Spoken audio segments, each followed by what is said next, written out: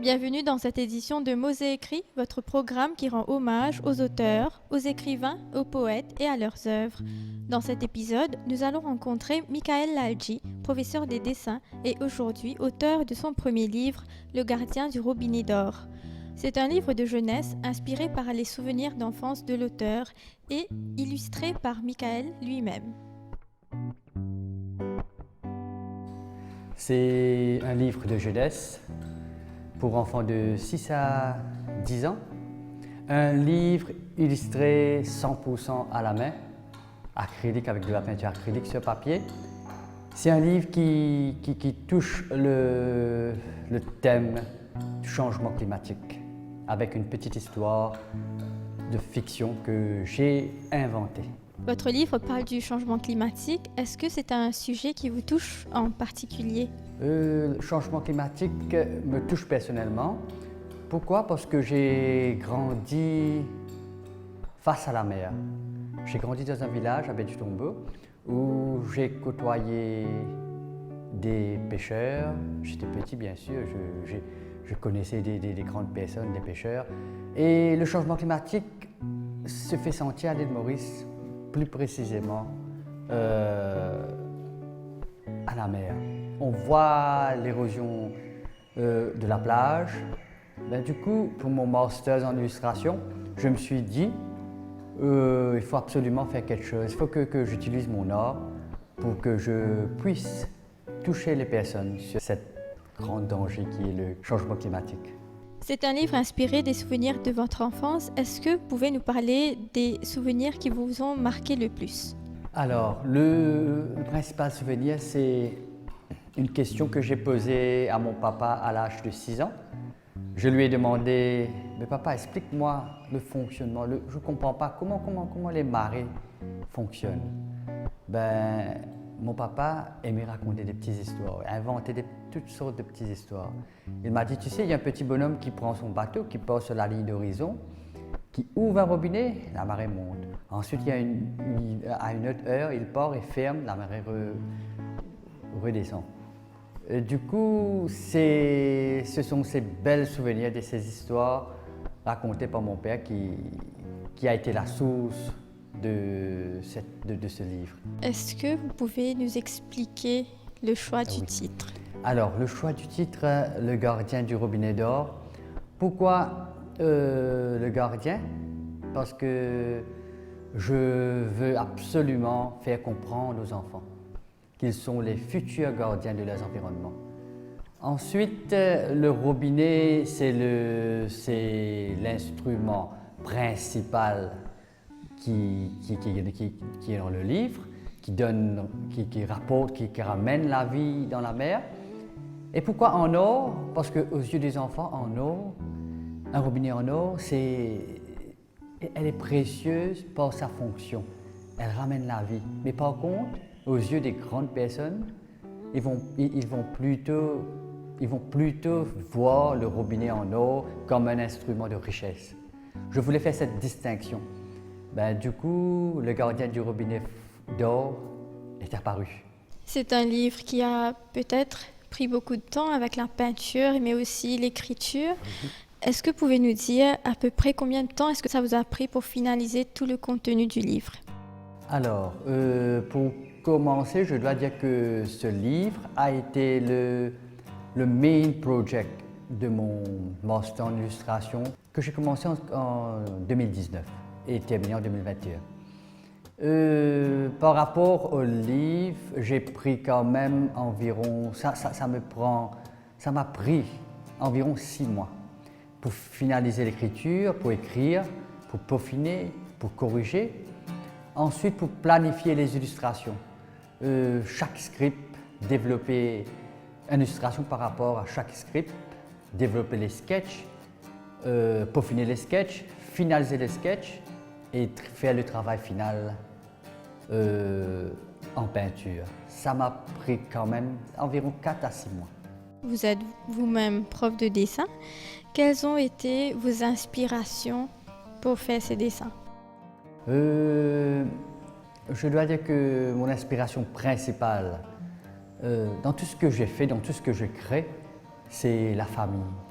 S'il faut regarder le personnage principal, Mick le pêcheur dans le livre, son fils, surtout son fils, est inspiré de moi-même quand j'étais petit. Et les valeurs que Mick le pêcheur a, ce sont des valeurs que j'ai récoltées dans la famille, avec mon père, mon beau-père, mon frère, mes cousins. Je dois dire que ma source principale d'inspiration, ça a été tout dans la famille. Y a-t-il un chapitre du livre, un paragraphe en particulier qui vous tient le plus à cœur? C'est la dernière page. Au fait, quand le petit garçon retrouve son papa et lui dit « Mais tu vois, je suis le nouveau gardien et toi, tu dois être le futur gardien. » Oui, ça me touche énormément parce que c'est ce que je veux faire comprendre aux enfants.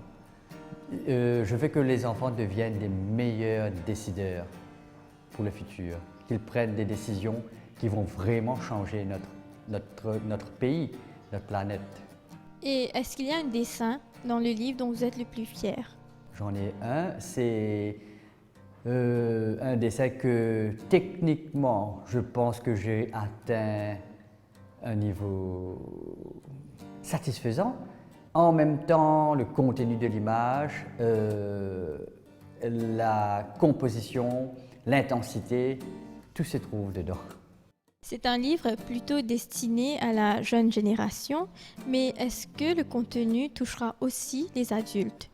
Au fait, ce livre, quand j'ai écrit et quand j'ai créé ce livre, c'est pour toucher directement les enfants, mais en même temps, indirectement, il y a des messages cachés pour les adultes. C'est à eux d'interpréter, de repérer les messages, mais ce sont des messages surtout où j'ai utilisé des allégories. Vous voyez, des allégories, je laisse libre à toute interprétation, mais définitivement, il y a des messages pour l'écran. À quoi est-ce que les lecteurs pourront-ils s'attendre en lisant ce livre?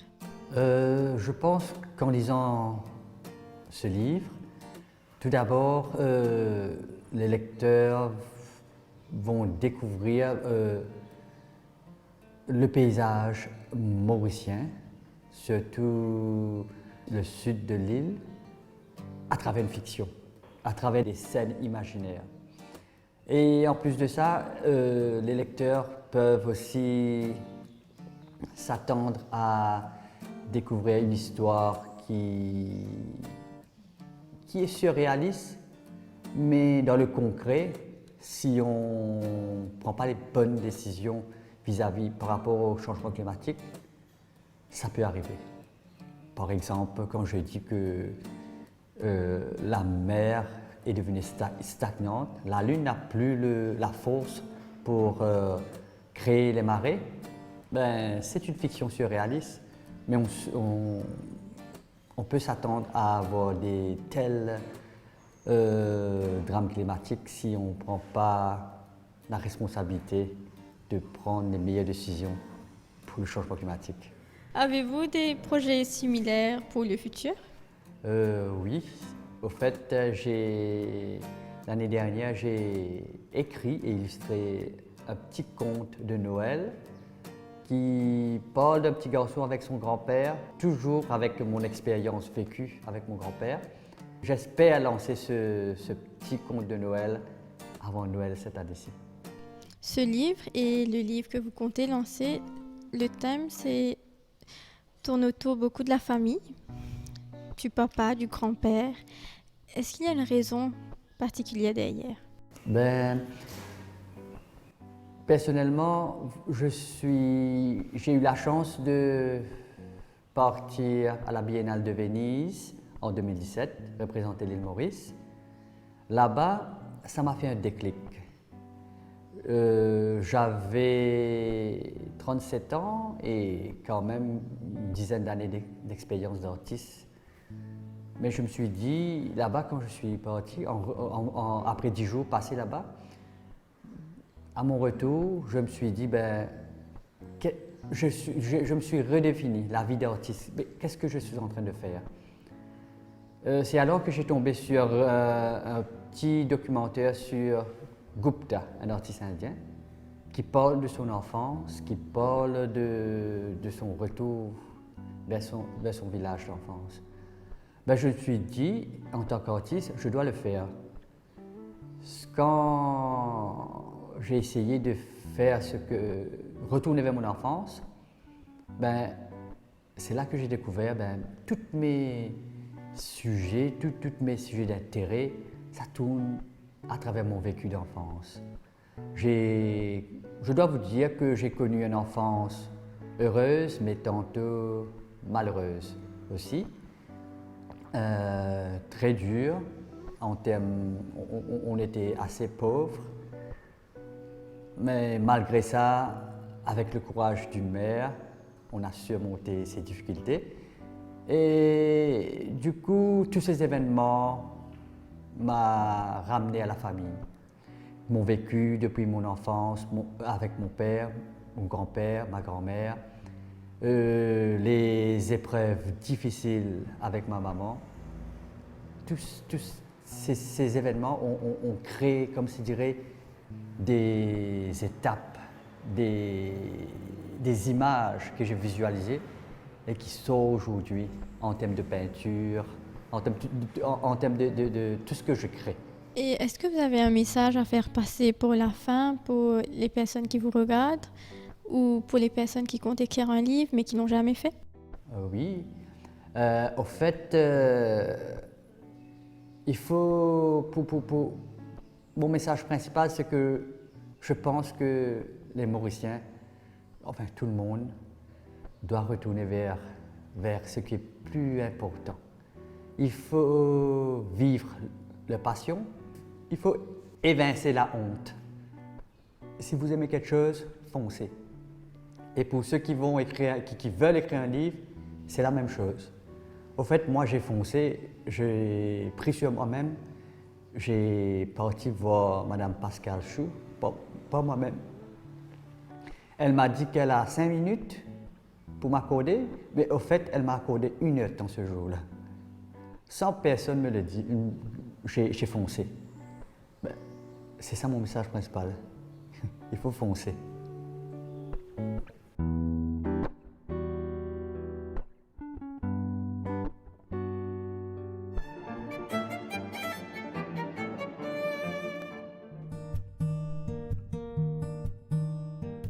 Rita Gisawar, ancienne enseignante et actuellement retraitée, a consacré une majeure partie du début de sa retraite à son premier livre, Better Than Yesterday. Son livre parle du bien-être mental, des leçons qu'elle a tirées elle-même de ses propres expériences de vie.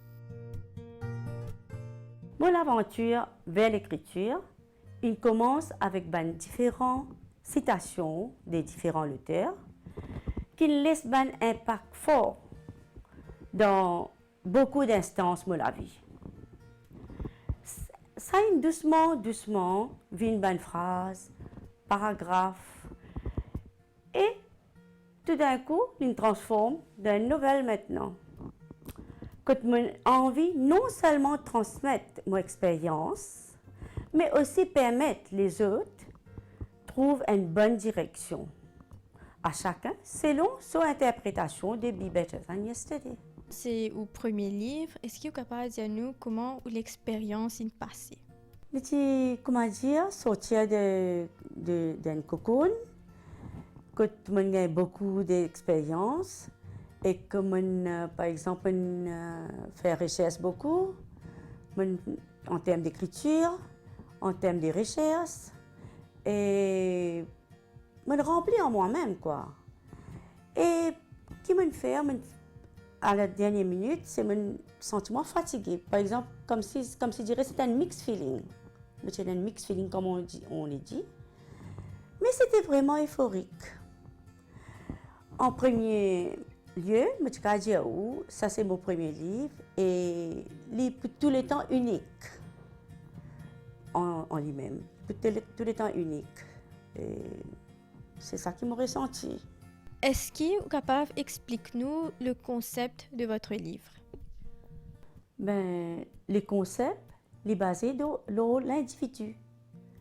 Que tous les jours, tous les temps, nous avons un process pour améliorer nous-mêmes. Très souvent, nous avons illusion et nous ne connaissons pas qui nous peut faire. C'est parce que nous avons une certaine donnée d'information qui nous avons, qui reste trop souvent limitée à nos compréhensions. Alors, mon livre peut démontrer comment nous agir en toute sagesse et progresser en fonction de différents contextes qui viennent devant nous. Quand vous pouvez dire nous différents contextes, est-ce que vous pouvez cause de situations qui arrivent dans nous la vie, une situation de tous les jours, une affaire par exemple, un malheur qui passait, et c'est ça le but du livre? Oui, parfois, qu'arrive, du monde, je suis stressée. Pour réduire ce stress-là, je ne sais pas connaître qui peut faire, à cause de l'information, le knowledge que j'ai trop limité. Et alors, je ne sais pas connaître comment je peux réduire ce stress. Et alors, ça fait une marque d'instabilité, quoi. Et alors, tout ça que je suis supposée connaître, comment je peux faire. Et dans mon livre, si vous pouvez lire, chaque ligne, il y a ce meaning, comment nous pouvons faire. Et pour le titre, est-ce que vous êtes capable de dire nous qui fait ou choisir ce titre-là? Ce titre-là, je pense qu'il attire beaucoup de monde. Quand je trouve ce titre-là, je suis eager to read, to see the content of the book. En deuxième lieu, je suis content, comme si ce titre-là, il booste du monde. Il a envie de vivre better than he was yesterday. Like, il a envie d'améliorer lui-même. Avant de connaître le contenu des livres là même, il finit par un aperçu, peut-être c'est quoi. Et alors, moi, je choisis ce titre-là. Moi, je n'ai plusieurs, mais c'est moi qui choisis ce titre-là. Maintenant qu'on lance au livre, est-ce que vous êtes capable de dire nous ce livre-là, qui est représenté pour? Les comédiens étendent la main des du monde qui sont en difficulté. Et d'autres, pour moi, c'est comme ça. Je écris ce livre-là dans le but d'aider les autres. La cause, je connais aujourd'hui beaucoup de monde. Beaucoup de monde, je peux 5. Je ne peux pas connaître comment je pourrais monter encore. Je peux 5, je peux aller même. Je stress, degré de stress est différent pour tout le monde. Et alors, mon livre, mon pensée, comme s'il est capable d'aider, plutôt pour aider les gens qui m'ont écrit ce livre-là. Pour share mon knowledge. La cause, un point dans mon vie, moi aussi, comme si je suis venue à the peak of stress. Et alors, pour sortir depuis là-dedans, je me suis servi tout ce qui est une étape qui m'a écrit dans le livre. Je me suis servi tout ça. Et voilà, je suis sorti là-dedans et je suis happy today. Et que je suis envie les autres aussi pareil. Je ne peux pas croire que tout le monde a un problème, a un stress. Quand je passe, tout le monde peut dire moi, j'ai un stress. Et parfois, je suis tellement stressée, je peux gagner malade, je peux gagner les autres malades que je peux souffrir. Je ne sais pas ce que je peux faire, je peux une ouverture. Et alors, c'est ça que j'ai envie d'écrire, j'ai envie d'aider les gens. Est-ce qu'il y a un chapitre en particulier dans le livre-là qui vous tient le plus à cœur? Bon, pour moi, le livre entier tient moi à cœur. Mais si, comme je dis, je peux faire un choix, je peux choisir un chapitre. Moi, j'ai une préférence comme si pour chapitre 1, Stepping Along a Life Journey. Quand ici, quand nous sommes capables de situer nous, quand nous étions, et en même temps, apprendre comment gérer positivement les différents types de personnalités. Sa partie qui veut dire gérer différents types de personnalités là, est-ce que c'est nos personnalités ou bien les autres personnalités? Bon, c'est-à-dire dans la vie, rencontrer beaucoup de monde, nous rencontrer, mais c'est moi tout avec différents types de personnalités. Et non positif, mais non bien négatif, tous extrêmes, et non so ego fort. On peut donner des bons exemples, on peut pas donner tout, Mais nous joignons tout ça qui a été dit là, mais parfois, nous ne connaissons pas comment nous pouvons coper avec tout ça dit là. Et alors, nous devons apprendre ça, nous devons apprendre comment nous devons coper sans être affectés par différents types de personnalités. Dis-nous, l'écriture maintenant, qui est représentée dans la vie? Bon, tout simplement, pour moi, franchement, l'écriture, c'est une des meilleures formes de communication. Est-ce que, maintenant qu'on lance au livre, est-ce qu'il aussi opté pour un style d'écriture particulier? Non, pas vraiment. Mon écrire, ce qui tient dans la tête, mon écrire ça. Et toujours, comme toujours, moi j'ai une préférence pour écrire la réalité de la vie. Et avec toujours une complexité. Et je peux dire, diriger vers une solution facile et prenable.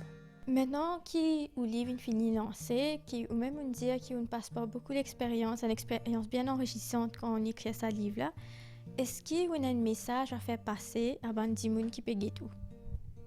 Oui, plutôt sur transformation positive.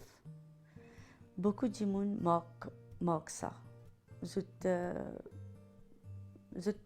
give up very easily. Je t'abandonne.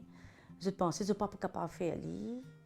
Et alors, moi, je peux demander à gens pas give up so easily. Et je connais les demander un effort pour faire travailler l'autre même. Besoin de grands efforts. Plutôt comme si in a daily basis. You have to work upon yourself. Les besoins progressifs, mais never give up. Si par exemple, il y a un strong desire like pour améliorer lui-même, les besoins capables de faire lui, les besoins et la patience, les besoins faire ces efforts-là, et il peut venir par lui-même. Parce que, enfin, c'est pour moi l'expérience même, la cause moi aussi, moi pas si positif auparavant, mais je lis partout. Par exemple, il y a un joli livre qui est une cause positivité tous les temps, et mon envie, moi j'ai un strong desire to become a positive person. Je suis positive, mais je ne suis pas fully positive. Mais j'ai envie de travailler sur moi-même, j'ai envie d'améliorer moi-même, et du moment que je suis capable de faire ça, j'ai envie d'aider du monde à travers mon livre comment je suis capable de vivre positive et comment ça aide eux-mêmes à la fin. Ça aide eux-mêmes. Maintenant, ou à la retraite, ou reste la case, où on a des enfants, des petits-enfants, où on écrit un livre pour aider des gens, mais ou même qui l'héritage on a envie de laisser pour ces petits-enfants qui est dans tout là. Moi à la retraite, et moi j'ai assez le temps pour me dévouer avec mes petits-enfants.